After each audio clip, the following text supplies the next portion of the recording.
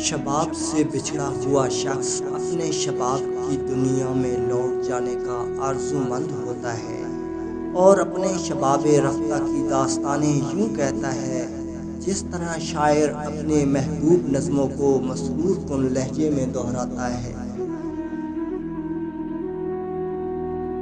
حسن کی بھی ایک زبان ہوتی ہے، یہ زبان لفظوں اور ہونٹوں کی محتاج نہیں ہوتی، یہ ایک غیر فانی زبان ہے اور کائنات کا ہر آدمی اسے سمجھتا ہے۔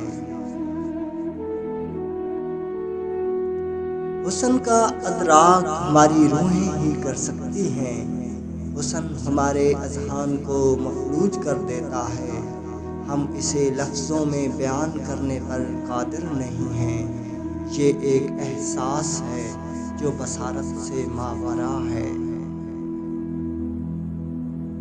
حقیقی حسن روحانی ہم آہنگی سے وجود میں آتا ہے، اس روحانی ہم آہنگی کا دوسرا نام محبت ہے، اور محبت ایک مرد اور ایک عورت کے ہم آہنگ محسوسات کو کہتے ہیں۔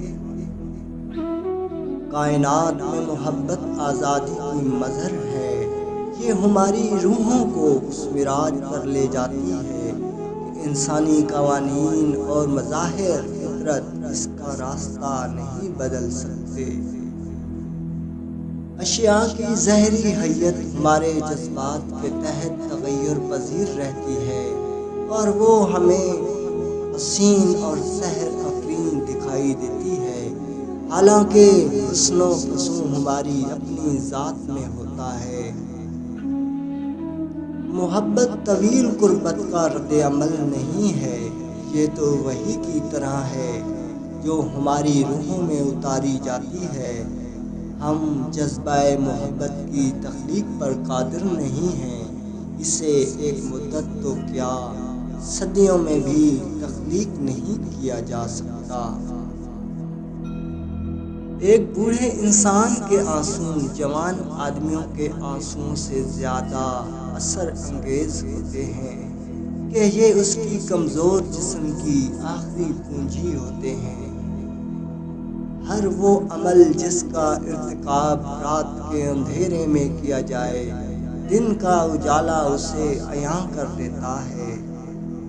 تنہائی میں کیے گئے راز جلد ہی کسی کے ہونٹوں پر آشکار ہونے لگتے ہیں، ہمارے وہ اعمال جنہیں کہ بہرحال پراسرار گوشوں میں مخفی رکھتے ہیں، مستقبل انہیں اٹھا کے اجالے میں لے آتا ہے۔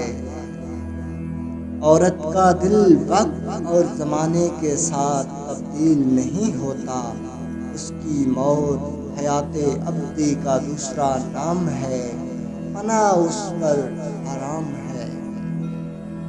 شمع کے گرد طواف کرتے ہوئے جل مرنے والا پتنگا، تاریکی میں زندہ رہنے والی چھچھوندر سے کہیں اچھا ہے۔ مقتول کے لیے یہی فخر بہت ہے کہ وہ قاتل نہیں۔ گہرا آدمی گہرائیوں میں اترتا چلا جاتا ہے اور بلند خیال بلندیوں پر چڑھتا چلا جاتا ہے۔ محبت صنوبر کی شاخوں کی طرح دل سے شاخ در شاخ ٹوٹتی ہے، ایک شاخ کے ٹوٹ جانے سے باقی شاخیں مغموم ضرور ہوتی ہیں لیکن اپنا وجود نہیں کھو دیتی، بلکہ ٹوٹی ہوئی شاخ کو پوری توانائی اور محبت سے سینچتی ہیں۔ مایوسی ہماری بصارت اور سماعت کو مفلوج کر دیتی ہے۔ ناظرین، ہماری ویڈیو اچھی لگے تو ہمارے چینل کو سبسکرائب کر لیں اور بیل کے آئیکن کو پریس کر لیں۔ اللہ نگہبان۔